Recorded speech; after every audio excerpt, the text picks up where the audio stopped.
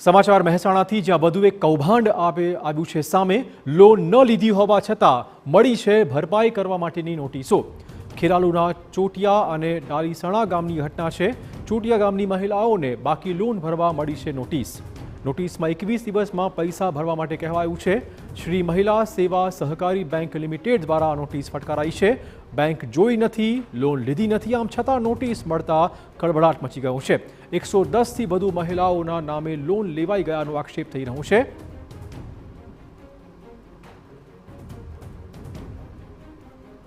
તો રાજ્યમાંથી છાશવારે કૌભાંડનો પર્દાફાશ થઈ રહ્યો છે. ગુનાખોરો નવી મોડસ ઓપરેન્ડી અપનાવીને ગુનાઓ કરી રહ્યા છે. બીજી તરફ તેનો ભોગ બનવાનો વારો નિર્દોષ લોકોને આવે છે. કંઈક આવી જ ઘટના ચોટિયા ગામની મહિલાઓ સાથે બની છે. મહેસાણાના ખેરાલુના સતલાસણા રોડ પર આવેલ આ ગામની મહિલાઓને 21 દિવસમાં લોન ભરપાઈ કરવા નોટિસ ફટકારાઈ છે. મહિલાઓને આ નોટિસ અમદાવાદની શ્રી મહિલા સેવા સહકારી બેંક લિમિટેડ દ્વારા ફટકારાઈ છે. પણ સૌથી નવાઈની વાત એ છે કે આમાંથી એક પણ મહિલાએ આ બેંકમાંથી લોન લીધી જ નથી. તો કેટલીક મહિલાઓ તો એવી છે કે જેમણે ક્યારેય અમદાવાદ જોયું પણ નથી. આમ છતાં કોઈના નામે 35,000ની લોન તો કોઈના નામે 38,000ની લોન બાકી બોલી રહી છે. મોટાભાગની મહિલાઓ ઘરકામ કરે છે, જ્યારે કેટલીક મહિલાઓ પશુપાલન સાથે જોડાયેલી છે. ત્યારે સવાલ એ વાતનો છે કે આખરે તેમના નામે લોન લીધી કોણે? ખેરાલુના ચોટિયા ગામની મહિલાઓને એવી તો નોટિસ મળી છે કે સમગ્ર ગામની મહિલાઓ ચિંતિત થઈ છે. કોઈ મહિલાનું અવસાન 2021માં થયું, પરંતુ એને 2023માં લોન લીધી હોય એવી નોટિસ મળી છે. કોઈ મહિલાએ તો અમદાવાદ નથી જોયું અને અમદાવાદના બેંકની નોટિસ મળી છે. કોઈએ નંદાસણ બેંકમાં પગ નથી મૂક્યો અને નંદાસણ બેંકની નોટિસ મળી છે. 1, 2, 3, 5, 10 નહીં.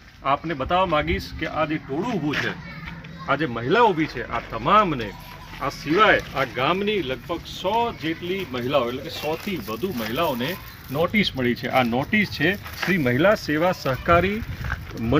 સહકારી બેંક લિમિટેડ કે જે એલિસ બ્રિજ અમદાવાદ આવી છે, જેની નોટિસો આજની તારીખ સુધી પણ આ બેંકમાંથી આ ગામની મહિલાઓને નોટિસો મળી રહી છે.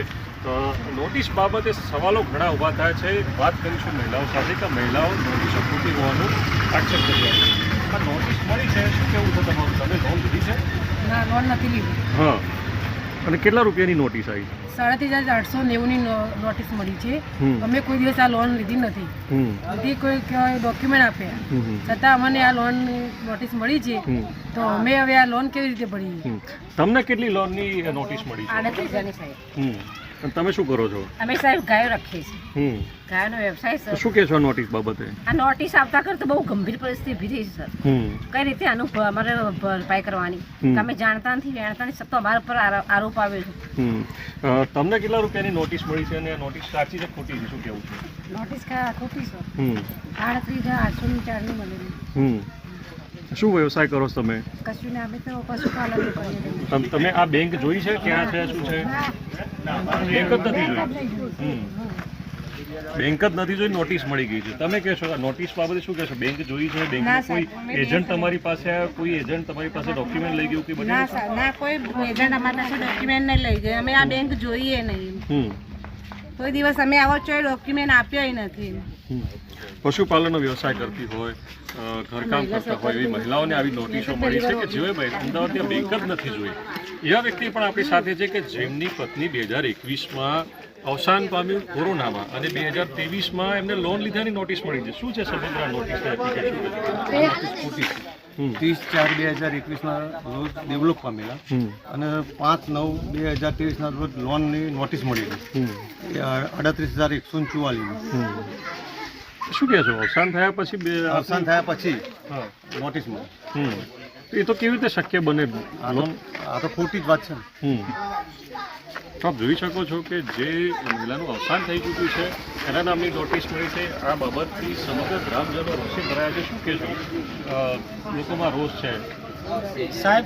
આ રોષ એવો છે કે ખોટી ઇજ્જતના બૈરોના ભવાડા કરાયા છે લોકોએ, કે જેનો બૈરો મળી ગયો છે મળી ગયો છે 2021માં અને લોનનું કાગળિયું આવ્યું છે 2023નું બરોબર છે.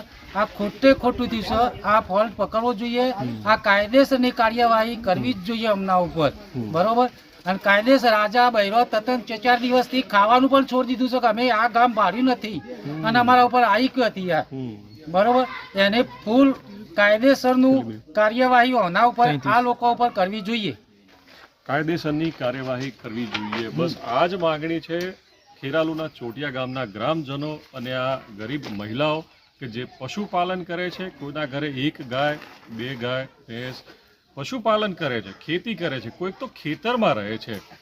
તો પછી આ બેંકની નોટિસો આમના સુધી પહોંચી કેવી રીતે અને એમના આખા અને પૂરા નામ સાથે? એનો મતલબ એ થાય કે જે તે બેંકની નોટિસો છે એ એમની બેંક સુધી આ મહિલાઓના આ ગામના વ્યક્તિઓના ડોક્યુમેન્ટ પહોંચ્યા હોઈ શકે અને આ બાબતે યોગ્ય તપાસ થવી જોઈએ તેવી માંગ આ ગામની મહિલાઓ અને આ ગામના લોકો કરી રહ્યા છે. મહેસાણાથી મનીષ મિસ્ત્રી, TV9.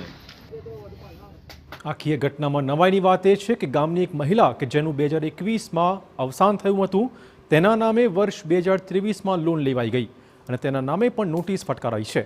આ બેંક દ્વારા જણાવાયું છે કે અમદાવાદ મુખ્ય ઓફિસ અથવા તો બેંકની શાખામાં રૂપિયા જમા કરાવવામાં આવે, નહીતર બેંક આપનું ખાતું ફ્રોડ જાહેર કરશે અને ક્રેડિટ ઇન્ફોર્મેશન કંપનીને જાણ કરાશે. સમગ્ર ઘટનાક્રમના પગલે મહિલાઓ ફફડાટમાં છે. સમગ્ર મામલે યોગ્ય તપાસની માંગ ગામના આગેવાનો કરી રહ્યા છે.